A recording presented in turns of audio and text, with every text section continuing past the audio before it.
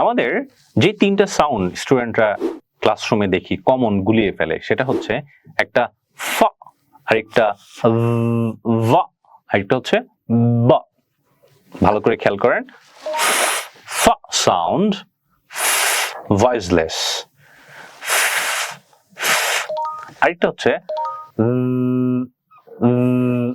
গলার মধ্যে থেকে, ভ সাউন্ড ভয়েসড কনসোনেন্ট, আরেকটা হচ্ছে ব, ব, এটা ভয়েসড কনসোনেন্ট, বাট এটার আমরা যেভাবে উচ্চারণ করব সেটা হচ্ছে দুই ঠোঁট একসঙ্গে করে ব, ব, ব।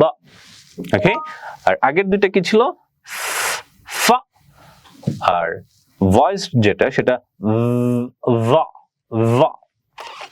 So listen carefully to hear the difference. Okay, fa fa fa, fa fa fa, fa fa fairy, fa fa furry, va va va, va va va, va va very, va va very, ba ba ba, ba ba ba, ba ba berry, ba ba berry, berry, berry, berry.